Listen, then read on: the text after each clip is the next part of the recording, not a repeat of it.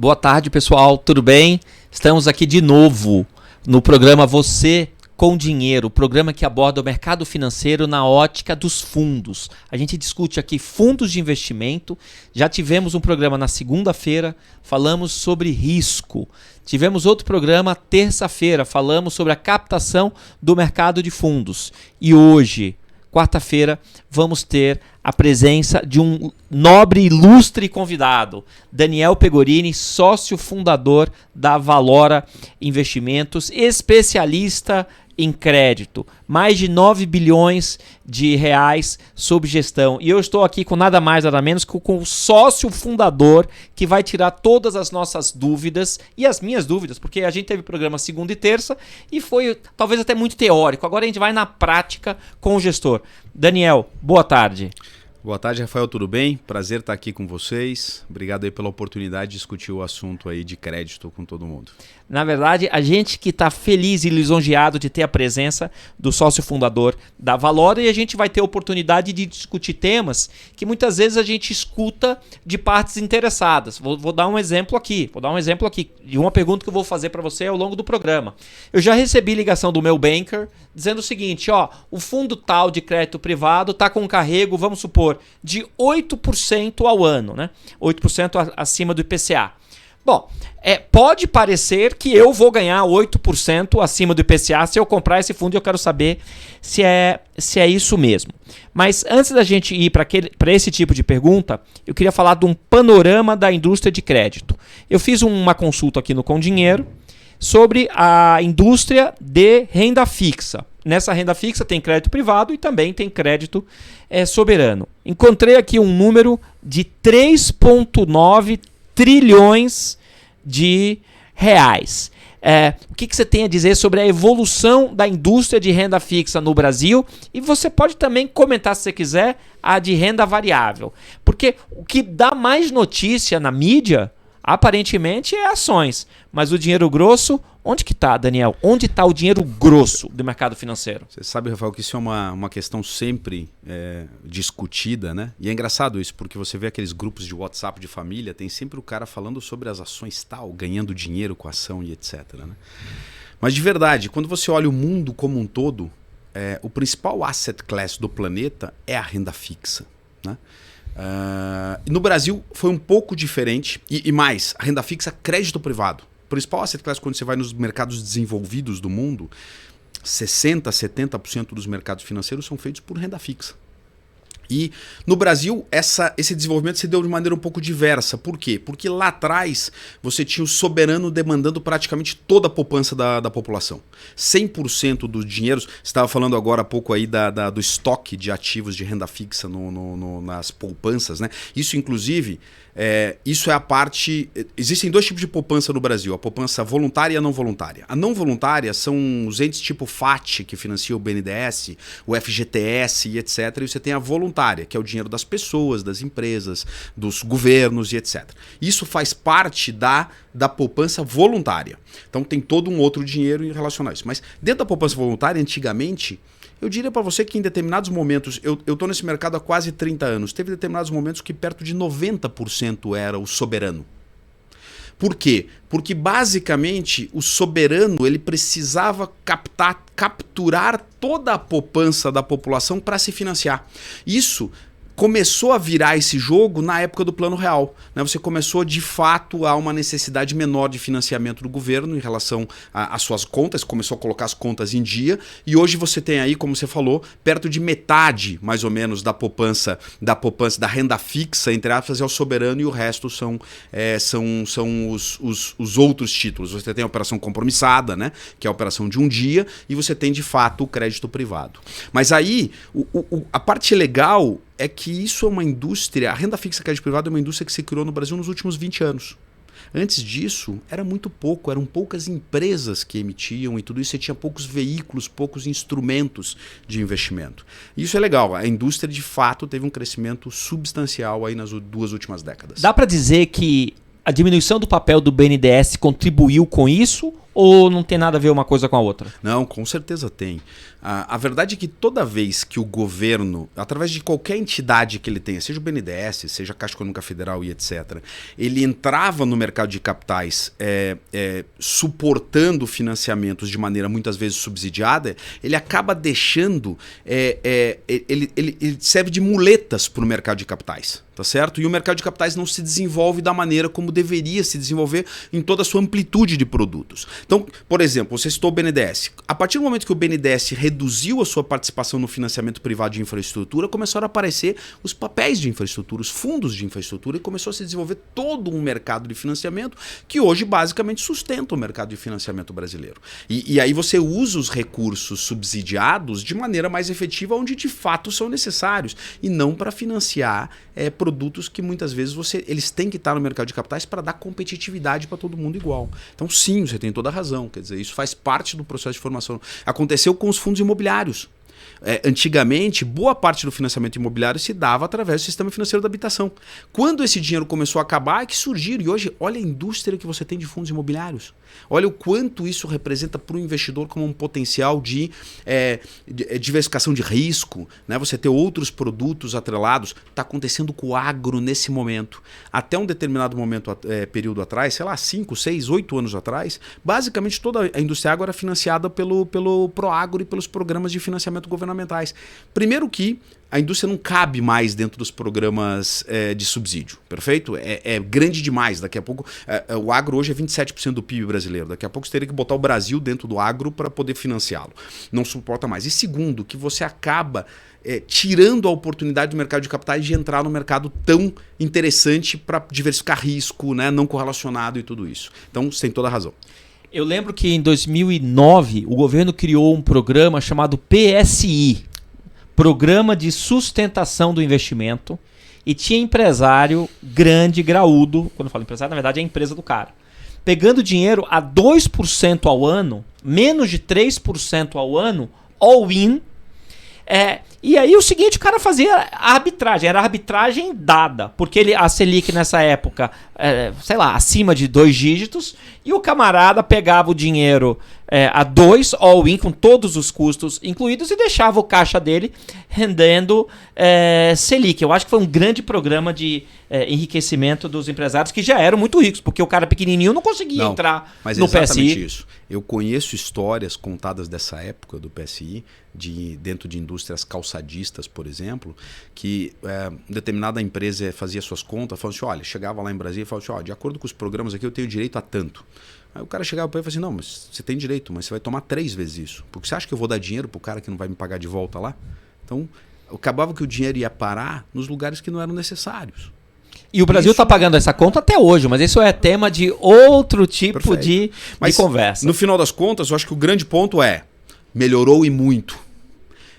Estamos no caminho certo, a meu ver. A indústria vem se desenvolvendo da maneira correta, de forma pulverizada. Você vê o processo das plataformas de investimento, o quanto possibilitou essa pulverização dos investimentos, né? Antigamente, eu lembro, quando eu estava lá no Garantia em 1998, para você comprar 30 mil reais em ações do Itaú, você gastava 700 reais em emolumentos. Hoje você compra praticamente de graça.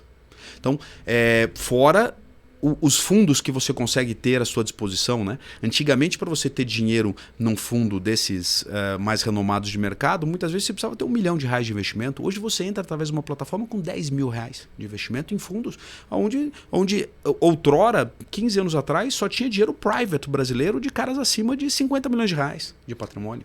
Melhorou muito, assim, a indústria se desenvolveu assim numa velocidade até, eu diria que impressionante, Rafael, né, em relação a isso. Em 2002, começou o programa Tesouro Direto. Eu devo ter sido um dos primeiros, os primeiros 1.000 investidores de Tesouro Direto no Brasil. E eu lembro que naquela época alguns bancões resistiram a entrar. E certo bancão, não vou dizer o nome dele, nem onde é a sede dele, porque senão o pessoal mata.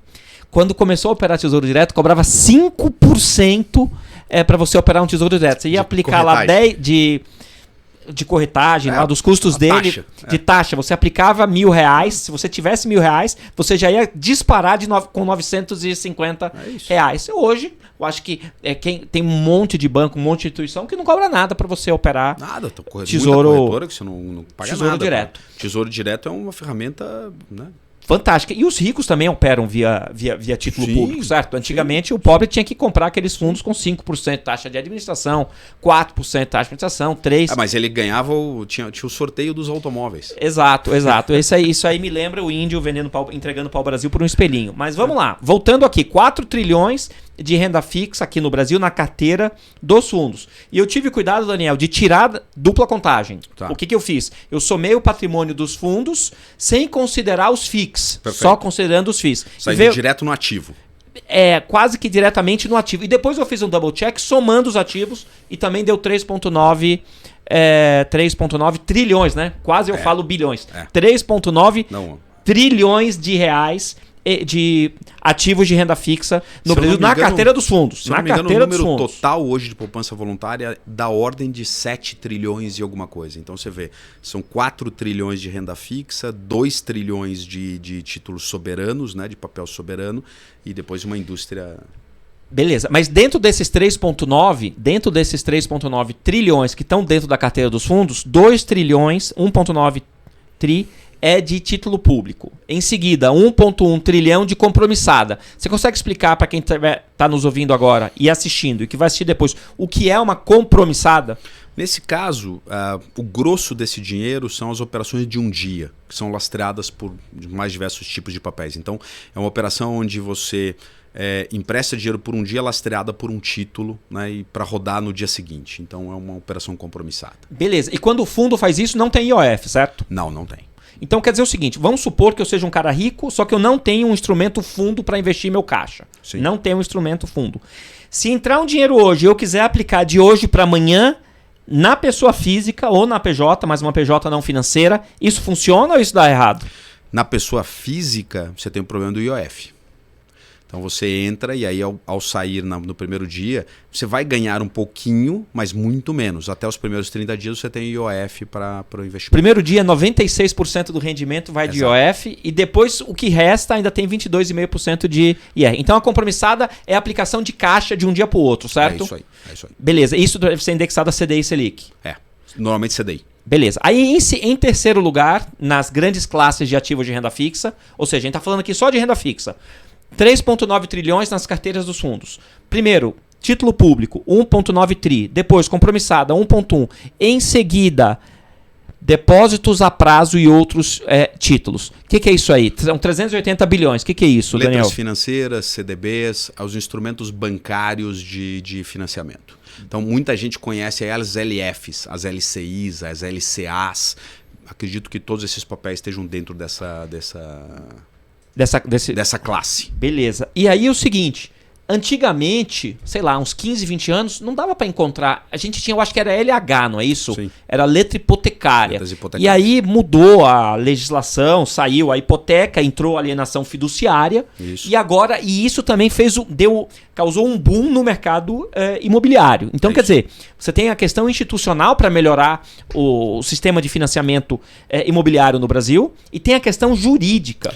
Melhorou substancialmente. O arcabouço jurídico das operações financeiras de crédito, ele está completamente alterado na última década. E isso vale para, como você falou, alienação fiduciária, vale para cessões fiduciárias, vale para as dinâmicas de FDICs, né, de garantias de operação, o que é operação com garantia real, sem garantia real, como é que estão essas classes de ativos. Olha, é um negócio impressionante. A alienação fiduciária, por exemplo, hoje é uma coisa que, sim, um juiz de primeira instância de qualquer estado, ele sabe que a alienação fiduciária tem uma garantia envolvida que ela não entra dentro de qualquer processo de discussão. Então, está funcionando super bem. É óbvio que você ainda tem as situações específicas e individuais, mas eu diria para você que já são individuais e específicas, né? Ótimo, não é mais generalizado. Antigamente, para o banco reaver o imóvel numa hipoteca, ele tinha que acionar o judiciário. Hoje ele precisa acionar judiciário. Olha, se for uma alienação fiduciária? Ele normalmente precisa acionar, mas é um trâmite extremamente rápido. Entendi. Funciona super bem, um trâmite super rápido. Beleza. E aí, em quarto lugar, estou encontrando aqui debentures, que vai dar aqui quase 300 bilhões de reais encarteirados por fundos. Exatamente. Quer dizer, se a gente tivesse um BNDES gigantesco, né? Teve uma época que o BNDES liberava mais crédito no Brasil que o Banco Mundial no mundo. Eu não sei se você já soube desse tipo de estatística. Quer dizer, o BNDES reduzindo o seu tamanho deu lugar para que o próprio mercado se resolvesse. E Sim. sem subsídio, certo? Sem subsídio. E aí a gente está falando aqui de 280, quase 300 bilhões de reais em debêntures encarteirados pelos fundos. Os fundos da Valora, qual tipo de ativo de crédito privado mais aparece? É debênture, é CRI, CRA? O que mais aparece na carteira dos fundos da Valora? Vamos lá. A gente hoje tem, falando de algumas classes em si, né? Eu diria para você que a nossa maior classe de ativos investidos hoje são os CRIs. São os certificados de recebíveis imobiliários, que são investidos pelos nossos fundos imobiliários. Depois disso, eu diria que são os FDICs, por incrível que pareça. Mais uma vez, na Valora nós somos bastante especializados na lógica do crédito estruturado. Tá? O que é isso? São aquelas operações que são ativos que são feitos de crédito através de CRI, certificados de recebíveis imobiliários, CRA, certificados de recebíveis do setor agro, fundos imobiliários e FDICs. Tá?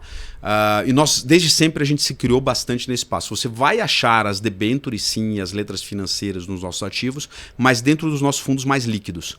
Dentro dos nossos fundos mais estruturados, high yield, você vai achar mais os ativos estruturados. Você consegue explicar para quem estiver nos assistindo a diferença de high yield e high grade? Eu já vou deixar aqui meu comentário que essas expressões high yield e high grade têm uma carga de marketing, na minha opinião, gigantesca. Você pode explicar para o pessoal o que é high yield e high grade? Tem. Se você for lá na concepção, né, na letra da palavra, né, o high grade são os ativos com alta qualidade de crédito, né? Ele tem altas notas, né? E essa nota faz menção às notas dos ratings, né? Então, aquele famoso AA, AAA e etc. dos mercados. Então, são ditos operações de high grade, as operações que, em tese, representam o menor risco de crédito. Por que em tese? Porque, como você falou, essa situação, um tanto quanto ela é capciosa, né? Eu vou dar um exemplo, né? Há poucos anos atrás existia uma empresa que era o melhor risco de crédito do país praticamente em todos os bancos. Ela chamava-se Samarco, né? E de repente, no outro dia, ela não era mais, né? Quem lembra do caso, quer dizer, Samarco teve aquele problema com a represa lá na mineração lá e etc. E ela simplesmente caiu do melhor risco de crédito do país para um dos piores, perfeito? Então, essas situações de high grade, e aí na outra ponta você tem o high yield, que high yield significa taxas altas, né? Cupons altos de remuneração. E isso muitas vezes está atrelado a uma lógica de pior qualidade de crédito. Pagar juros altos, portanto, tem uma qualidade de risco pior. O que também não necessariamente é verdade. Muitas vezes você tem uma operação muito estruturada e que paga juros altos, mas tem boas garantias. Vou dar um exemplo. Aquela debênture da Samarco, ela não tinha garantia. Ela passou de um high grade para um papel, entre aspas, lixo, de um dia para o outro. Em compensação, você tem outras operações que são high yield e que, numa situação como aquela, ela tem garantias tão boas que ela, na mesma situação, ela permitiria que o investidor ele retomasse o seu dinheiro de maneira muito mais simples. Então, você está coberto de razão. Essas palavras, elas muitas vezes são usadas como jargões no mercado e muitas vezes elas são obscuras do ponto de vista de realidade de fatos, né? Mas dito isso, mais ou menos se fala o seguinte: o high grade são aquelas operações onde você tem um risco menor sistêmico de crédito e você tem os high yields onde você tem um risco sistêmico de crédito mais alto e, portanto, demandam características de garantias de crédito diferenciadas. Qual seria o fundo flagship da Valora? Vamos lá. Nós atuamos em diversos mercados, diversos segmentos. No segmento de renda fixa abertos, que são os fundos que estão nas plataformas, eu diria que é o Guardian. O Guardian é um fundo de fundos de FDICs. Ele nasceu em maio de 2010, então é um fundo que tem 12 anos de lâmina. Ele não teve, em mais aí de 140, deve ter quase 150 meses de vida, ele nunca teve um mês abaixo de 100% do CDI, um mês negativo. Ele teve 2 meses abaixo de 100% do CDI, que foi março e abril de 2020, que foi o meio da crise, que ele rendeu ali a faixa de 85% do CDI. Mas esse é um fundo que ele foi um dos primeiros fundos a comprar FDICs no Brasil. Então, numa época em que FDIC ainda era um palavrão, e hoje FDIC é simplesmente um dos principais instrumentos, uma das principais ferramentas de capital de giro das empresas no Brasil. Os FDICs hoje, eles financiam a cadeia do cartão de crédito, do consignado público e do privado, do empréstimo pessoa física, do middle market, né, das empresas médias brasileiras e das grandes companhias. Praticamente todas as grandes empresas brasileiras têm FDICs na sua estrutura de capital. O Brasil Foods tem, a Petrobras tem, a Telefônica tem, a Volkswagen tem, todas elas têm, a Braskem tem, enfim, todas essas companhias, elas usam a ferramenta FDIC como instrumento de capital. Esse é um flagship. É um flagship. Certo. Aí, dentro da área imobiliária, a gente tem um fundo que chama VGHF11, que é o Valora Hedge Fund 11, que é um fundo, foi o primeiro hedge fund imobiliário do mercado brasileiro. E ele é um fundo interessante porque é o seguinte, ele consegue, todo mundo sabe que o setor imobiliário ele é muito cíclico. Você sabe, né? De repente você vê aquele mundaréu de empreendimentos sendo entregues, falta comprador, depois você começa a faltar produto para construção, depois falta apartamento. Então, o setor imobiliário ele é conhecido e ele se caracteriza pelos seus ciclos. E o hedge fund ele tem uma estrutura interessante que permite, esse fundo, a estrutura do fundo permite que ele navegue esses ciclos de maneira muito eficiente. Então ele é um fundo que pode ter CRIs dentro da carteira para fazer parte de renda fixa, ele pode ter fundos imobiliários, ele pode ter ações da Bovespa ligadas ao setor imobiliário, então shopping center, quando está desagiado, ou incorporadoras e etc. Ele tem FDICs do setor imobiliário dentro da carteira, então, e ele tem até incorporação imobiliária, ele pode investir em SPEs incorporadoras. Então ele é um veículo que tem bastante flexibilidade. Tá? Por último, eu diria que o Vegia 11, que é o nosso fundo no setor agro, é também um fundo bem interessante. Ele é um fundo de CRAS em CDI e ele permite ao investidor... Porque sabe o que acontece, Rafael? Muitas vezes o investidor fala assim, não, eu quero... Isso é o Fiagro, certo? É um Fiagro. É um Fiagro. É um Fiagro. Aí explica para a turma o que é esse Fiagro. Fiagro é um fundo de investimentos caracterizado por ter exclusividade no setor agro. Ele só faz financiamentos ao setor agro. É um FDIC de agro ou é exagero falar isso? O arcabouço dele, na verdade, é dos fundos imobiliários, é dos FIIs. Mas ele é um FII adaptado ao setor agro. A legislação adaptou ele ao setor agro. E o que é interessante é o seguinte, né? Até pouco tempo atrás, se o investidor quisesse investir no setor agro, ele não conseguia de maneira direta e objetiva. Ele ia lá e comprava um fundo meu, por exemplo, e sei lá, dentro do fundo tinha 5% de agro, 10% de agro.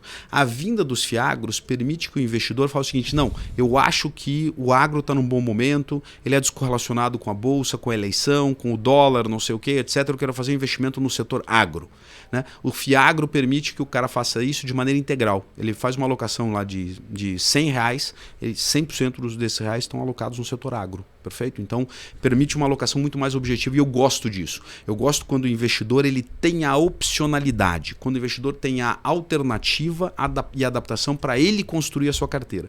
Isso que eu acho bacana do que aconteceu nos últimos anos no Brasil com os fundos imobiliários, com os fiagros, com os fundos de crédito em si. Permite que o investidor faça uma opção por ele mesmo monte a sua carteira de investimentos. Né? Ele tem opcionalidade. Antigamente, eu já dou aula há 20 anos, né? Quando eu comecei a dar aula lá em 2000, Em 2000 eu já estava dando aula. Mas em 2000 eu não sabia nada de finanças, mas estava dando aula lá de matemática financeira, as coisas mais simples. Mas aí quando você começa a dar aula de mercado financeiro, lá no início dos anos 2000, você falava assim para os alunos, olha pessoal, quem é que dá crédito imobiliário no Brasil? É o Banco do Brasil. Ou a Caixa Econômica Federal na época. Eram os dois. A Caixa até naquela época era menos. A Caixa era mais. Caixa. E quem é que dá crédito pro agro? Banco do Brasil. Então eles falavam o seguinte, uma separação clara.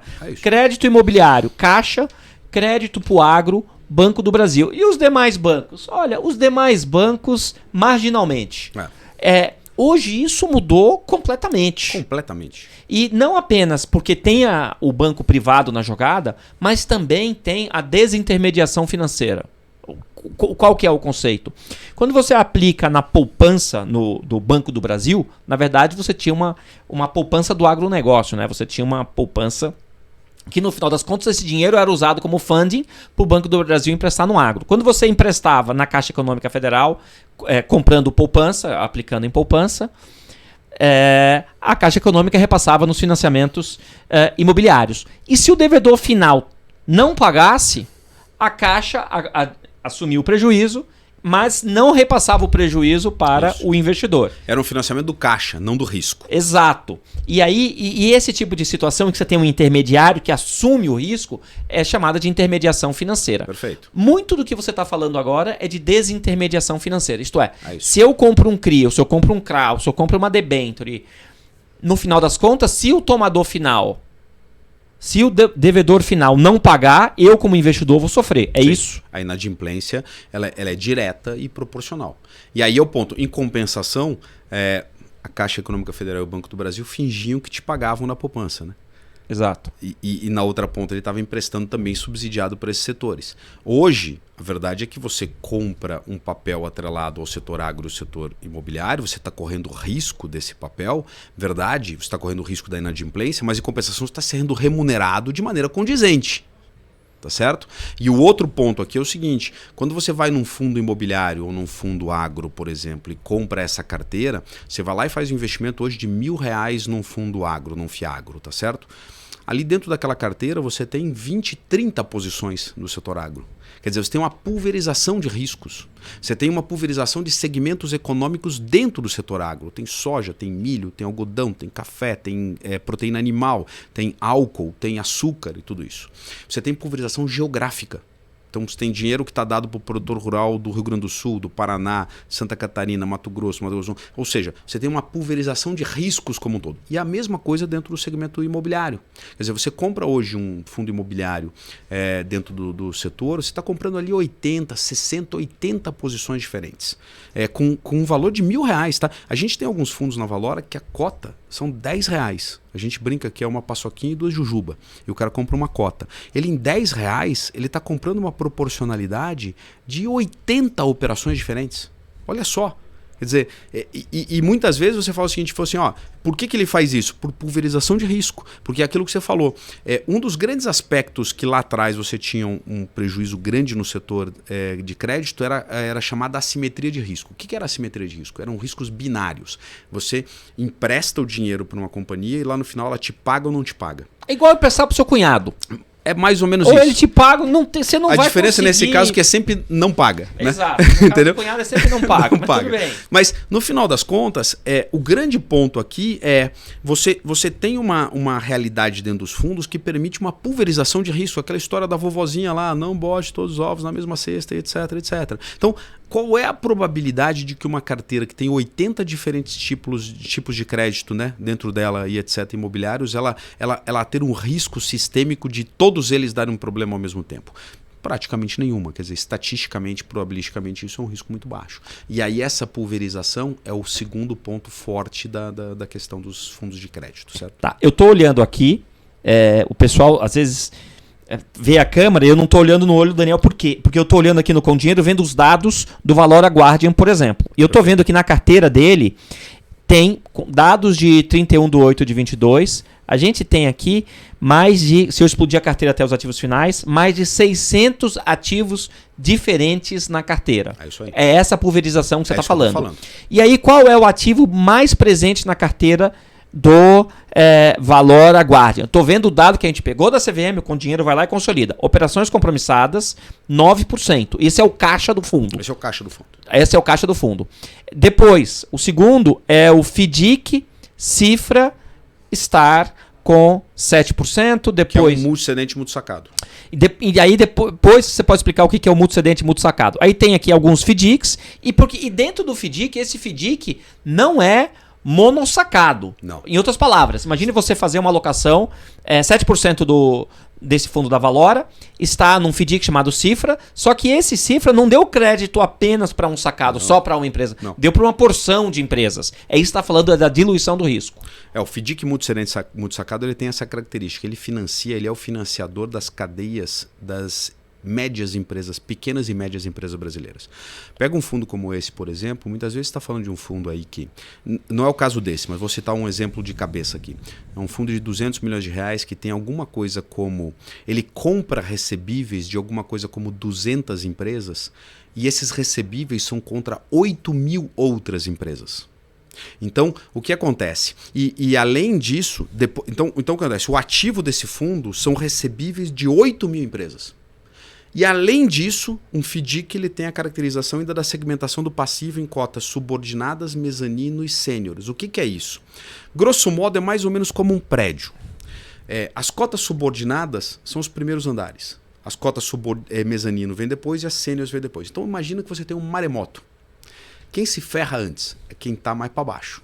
Então, as cotas, quando você tem inadimplência na carteira, as cotas é como se fosse um maremoto. As cotas subordinadas, elas sofrem, depois as mezaninos, depois as sêniores. Então, o Guardian que você está citando, ele é um grande comprador de cotas sêniores desses fundos. E aí o que acontece? Então, você tem 8 mil recebíveis dentro de um fundo como esse, e você ainda está na cota sênior dele. Significa que, aproximadamente num fundo como esse, 40% desses 8 mil recebíveis poderiam inadimplir e o maremoto não chega no meu andar ainda. Então, isso é uma coisa que a gente gosta de falar, que a gente gosta de conceder crédito cebola na Valora. Para me achar, tem que ir tirando camadas.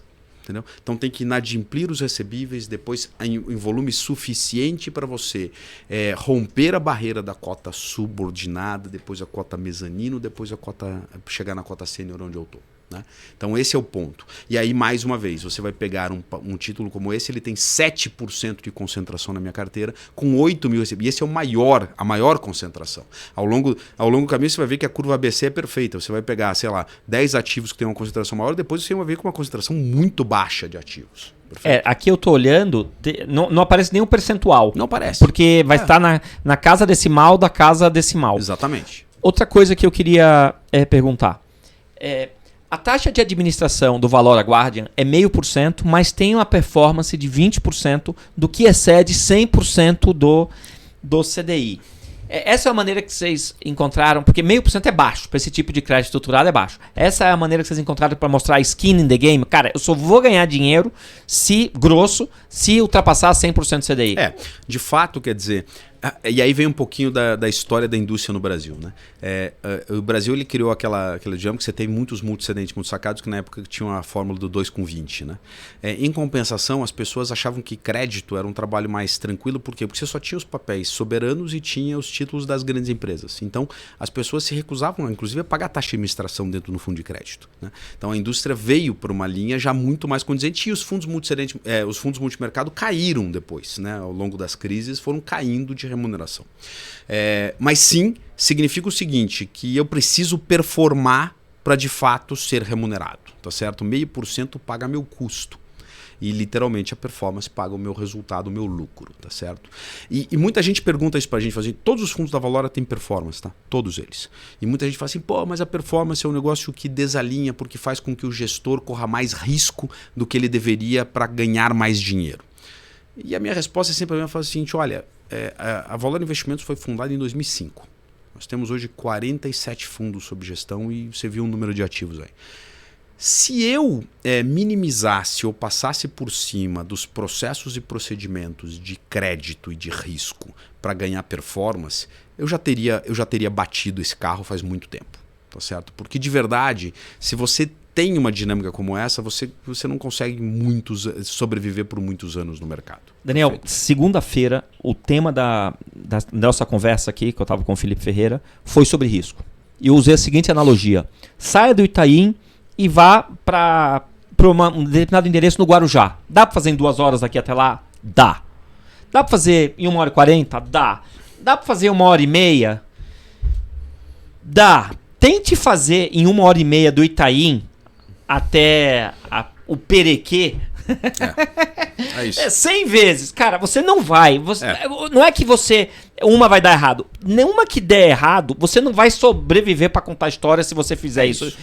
O que aconteceu semana passada do camarada que se arriscou demais. Quem opera com vol gigantesca não tem vida longeva. É isso. Só que a juventude Teima aí. Não, vou tentar, eu vou conseguir. Eu sou. Cara, você não é o melhor, cara. Na boa, você não é o melhor. E é engraçado porque você vê isso de maneira recorrente, né? É razoavelmente humano a recorrência desses processos, né? Você faz esse comparativo, eu sempre faço o comparativo daquele negócio de você fazer 1000 ultrapassagens na pista simples, aquela que você precisava sair de trás do caminhão e entrar de volta, né? Sem saber onde você vai entrar de volta. O bom processo de crédito, você sai sabendo onde é que você volta, né? E o ruim processo de crédito é aquele que você sai e simplesmente você começa a fazer carreira, né? Quantas vezes você faz isso? Se você fizer 1000 vezes, uma hora você vai estar diferente com o caminhão, tá certo? É isso que acontece. E o outro ponto é pulverização, né? Pulverização de risco é talvez o processo que, via de regra, mais vezes você vê acontecer errado dentro da formação de carteiras. E não é só sob o ponto de vista profissional. Às vezes você vê gente que tem uma carteira que é 80% fundos imobiliários. Aí o cara fala assim, puta, é a mesma coisa que você pegar 100 anos de estudos financeiros sobre formação de carteira e etc, e jogar no lixo. Pulverização é o que te salva quando você tem um risco sistêmico que nem uma pandemia. Tá certo? Vou fazer uma pergunta aqui para você. Voltando àquela questão inicial. Quando um assessor ou um banker fala, olha, esse fundo está com um carrego de 8% ao ano. O que o cara quer que eu acredite? Ele quer que eu acredite que se eu comprar esse fundo, eu vou ganhar 8% ao ano acima do IPCA. Isso é o que ele quer que eu acredite. E eu já escutei essa história que o carrego é tanto, 1 trilhão de vezes. Mas eu nunca critico o cara, não deixa o cara falar. O que você entende? Se eu falasse para você, Daniel, ó, invista nesse fundo, você não é gestor de fundo, você não é dono de fundo, você não tem uma gestora. O carrego é de 8% ao ano. Quais perguntas você faria para mim? A primeira pergunta óbvia é perguntar se esse carrego é bruto ou líquido.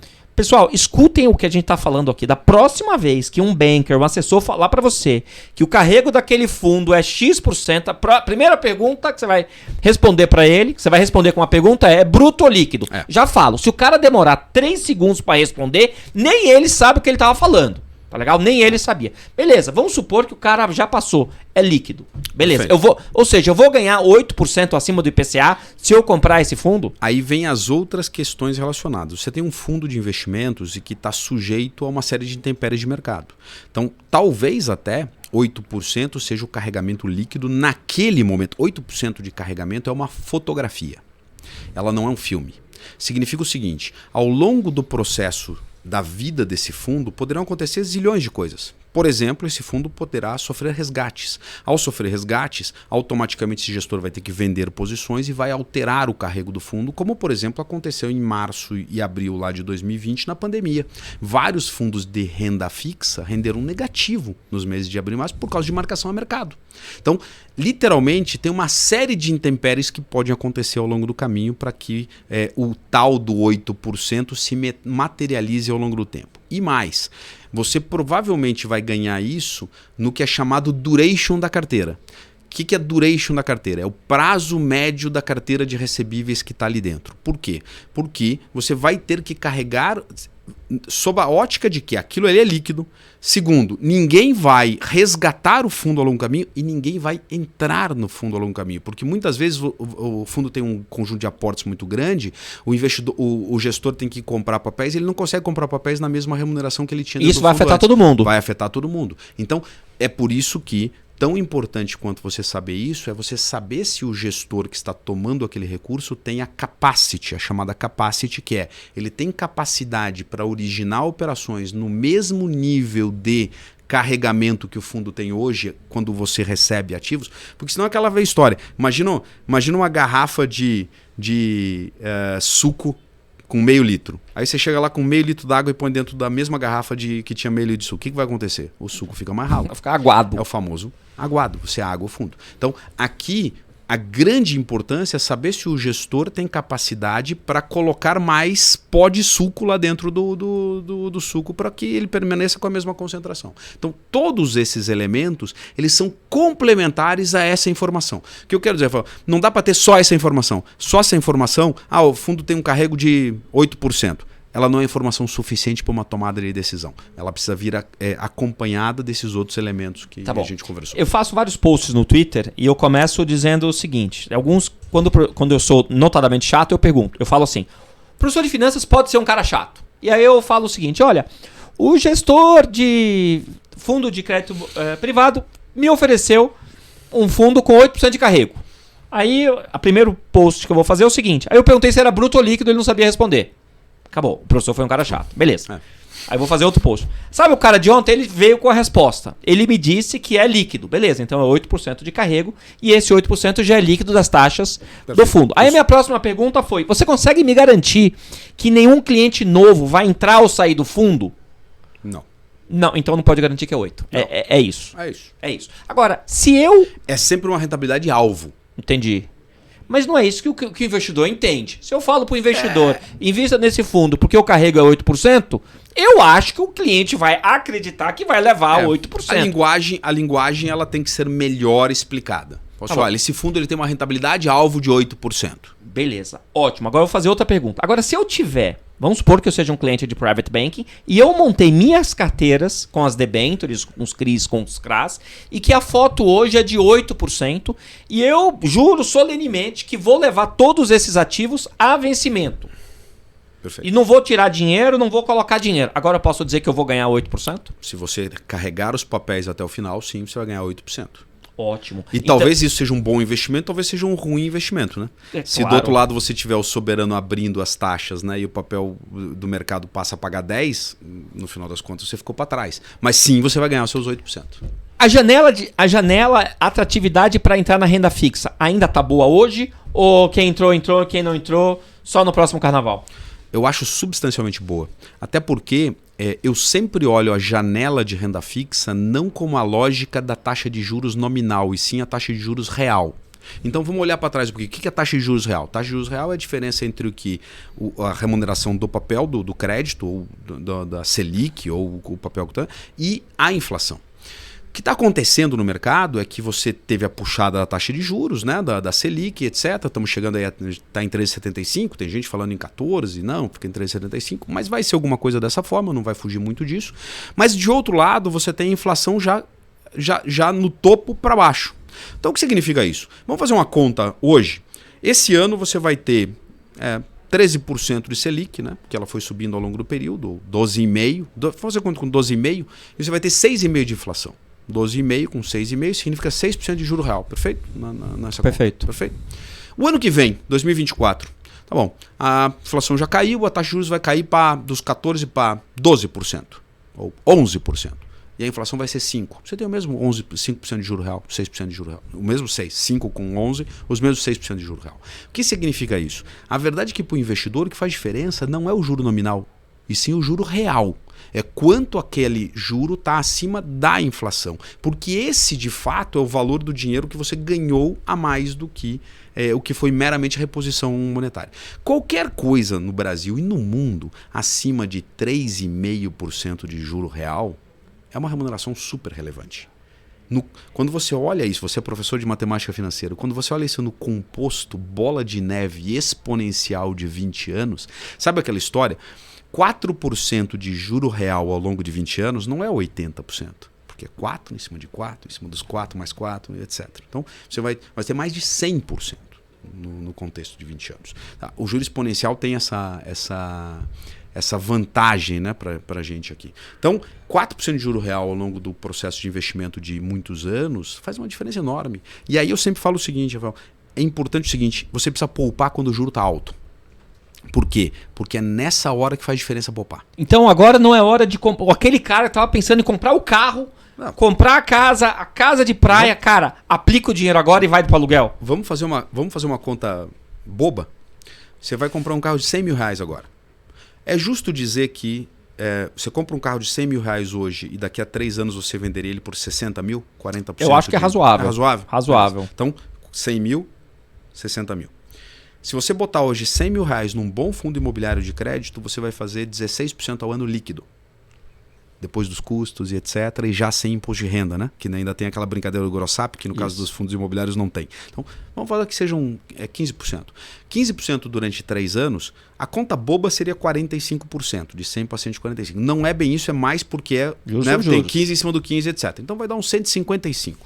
Então é o seguinte, você em vez de comprar um carro hoje de 100 mil reais, que você vai ter 60 daqui a 3 anos, você bota 100 mil reais num fundo, em 3, 4, 5 fundos imobiliários, e depois de 3 anos você tem 155. 155 contra 60, dá 100 mil reais. Anda de táxi, anda de Uber. Você pagou o carro inteiro nesse período. E enquanto isso anda de Uber. Fica com o seu carro lá, que fica já com tá o carro pago, mais velhinho, já tá pago e etc. E não coíbe o teu processo. Então, juro alto é feito para você poupar. Exato. Faz Ou seja, diferença. vamos supor que tem um milionário assistindo a gente aqui. Um milionário, o cara é multimilionário. E aí ele acabou de comprar aquela casa de 5 milhões, 10 milhões. O cara comprou lá naquela fazenda Boa Vista, aquele negócio. Pô, o cara rasgou dinheiro, você concorda? Vamos lá. Quando você compra um imóvel como esse, muitas vezes você tem uma caracterização emocional. Tem uma questão envolvendo... De repente você está num momento de vida que você tem netos. Você tem um momento de vida que você tem filhos. Aluga, mas aluga, Daniel. Você pode usufruir sem o ter. Exato. Perfeito. Mas aí você sabe que o imóvel sempre tem aquela lógica emocional. Nós não estamos aqui para julgar emocional, tá certo? Como negócio, é um péssimo negócio. Não tem a menor dúvida. Não, e o cara... Eu tenho um conhecido que abriu capital a empresa dele abriu capital, ele pôs um monte de dinheiro no bolso e começou a comprar... Pô, você tá me ouvindo? Pô, você foi otário, cara. Você poderia ter alugado, mas tudo bem que você tem outros fatores emocionais aí. Mas é pra você essa mensagem. Mas só voltando pra cá. Como que tá a questão... Você sabe como que é legal fazer essa conta de aluguel? Como? Faz a conta o seguinte, né? Imagina que você vai lá e viu a casa para comprar. Certo. Aí você descobre lá que a casa custa tanto, né? Faz hoje a regra dos 15%, que é uma regra para os próximos 3 anos, vamos supor. E vê a quanto você alugaria uma casa igual. Eu garanto para você que você vai alugar por 5% ao ano do valor.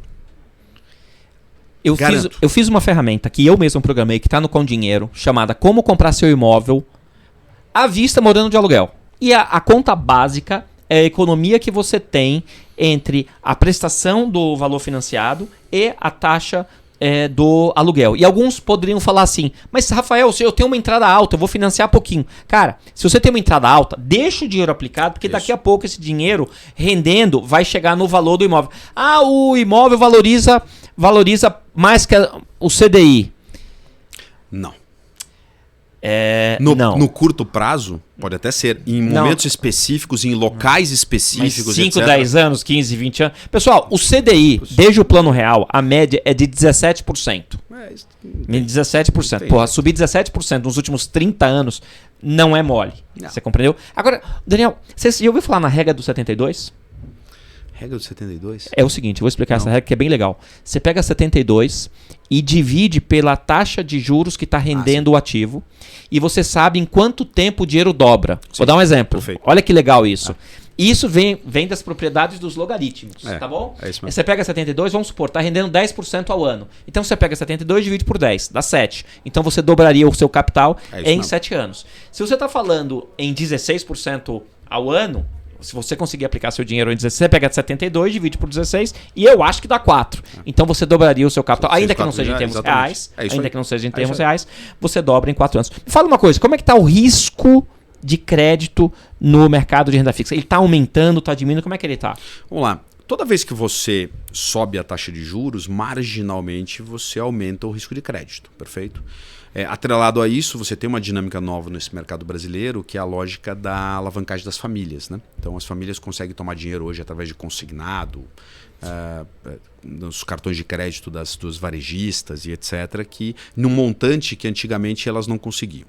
Mas via de regra, a verdade é que o que a gente tem visto é um número razoavelmente comportado dentro do esperado e dentro do suportável pelas taxas de crédito. O que eu quero dizer com isso?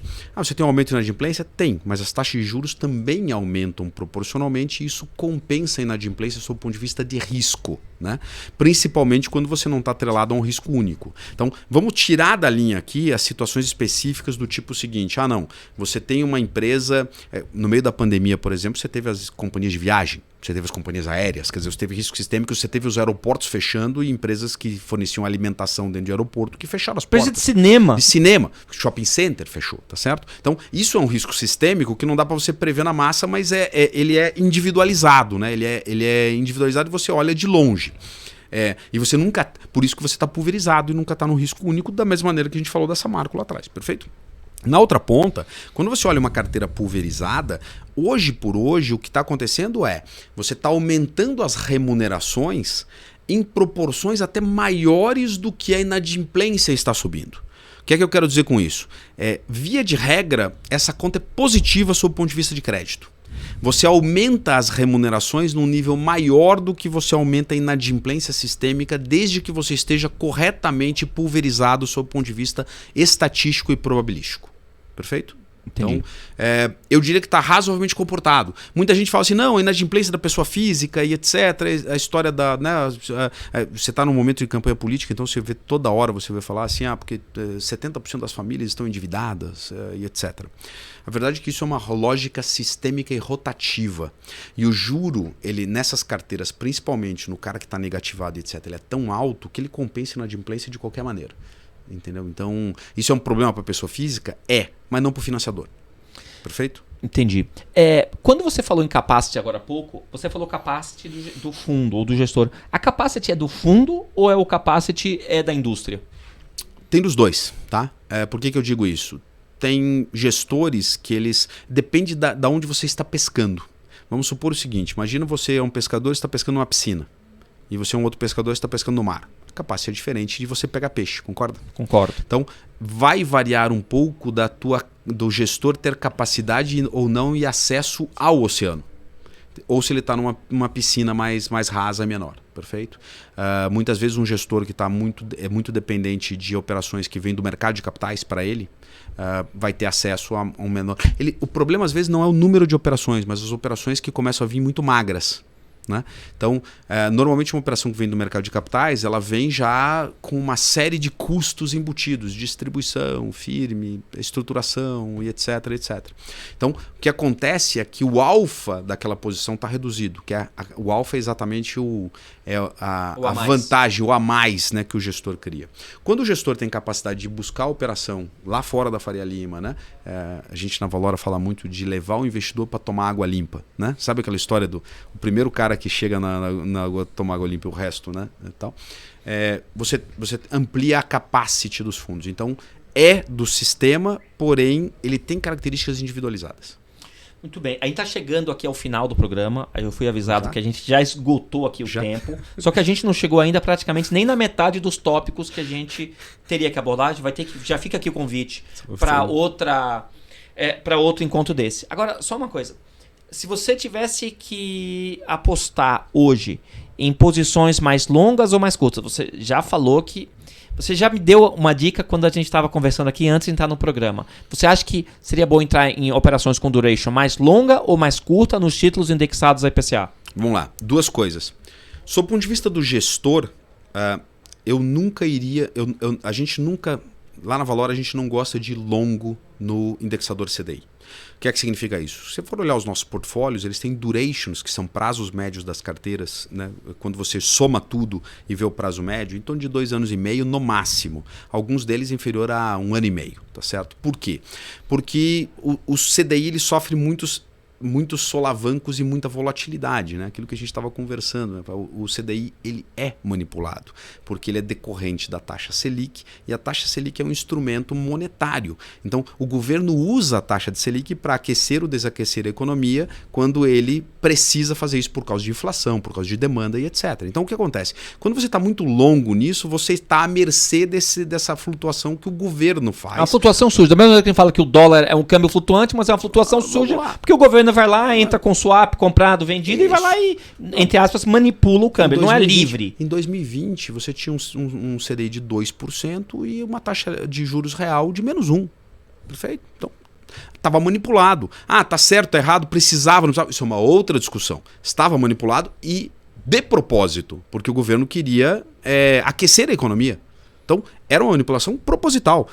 A discussão de estar certo ou estar errado é uma outra discussão, sob o ponto de vista de crise e tudo isso, perfeito? Mas a gente nunca vai longo. Quando a gente vai longo, a gente vai na inflação, a gente vai no IPCA ou no IGPM. Por quê? Porque ele é não manipulável, ele é uma cesta de preço e pronto, e ele te dá o juro real. Perfeito? Então, simples assim. Então, isso sob o ponto de vista de fundo, de carteira de portfólio. Para o investidor, tem um aspecto importante. Toda vez que o juro começa a ficar mais alto, é importante você aumentar o prazo dos teus fundos. Você sair dos fundos de menor prazo e ir para os fundos de maior prazo. Por que isso? Quando você está num fundo de menor prazo, boa parte dessa carteira está investida em papéis que têm uma liquidez muito alta e, portanto, remuneração muito baixa. Por quê? O gestor ele tem que se preocupar com uma corrida por resgates e, portanto, ele tem um fundo, em média, um fundo com liquidez D0, D1, ele tem lá mais de 40% do fundo investido em caixa. Então, imagina o seguinte, você está pagando taxa de administração para 40% em caixa. E quando você tem uma ótica de remuneração muito alta, de juros muito alto, essa distância fica muito grande. Então você tem um papel de um bastante líquido de uma empresa de excelente risco, AAA chamada, pagando o CDI mais 1,20. Quando você tira os custos do fundo, sobra quase CDI, isso em 40% da carteira. Quando você tem prazos maiores, muitas vezes não muda substancialmente o risco da carteira. O que muda é que eu, por exemplo, num fundo que eu tenho de 180 dias, eu consigo ter 85% da carteira investida. Ao invés de ter 40% de caixa, eu tenho 15% de caixa. Porque eu tenho prazo para pagar os resgates e, portanto, eu consigo ter ali dentro posições de que pagam um pouquinho mais de remuneração. Então, como investidor, eu falaria, nestes momentos, é importante você reavaliar e não ficar tão no curto prazo, porque você está pagando taxa de administração por 40% de uma posição de caixa que você faria direto, sem pagar a taxa de administração. Amigos, conversei agora com Daniel Pegorini, sócio fundador da Valor Investimentos, especialista em crédito privado. Foi uma conversa de altíssimo nível, aprendi muitas coisas e eu espero que você que esteja nos assistindo agora, vai assistir depois lá no YouTube, por favor, fale para os seus amigos desse programa para que vocês aprendam com pessoas experientes como Daniel Pegorini, quase 30 anos de mercado financeiro. Um abraço, pessoal. Tchau, tchau.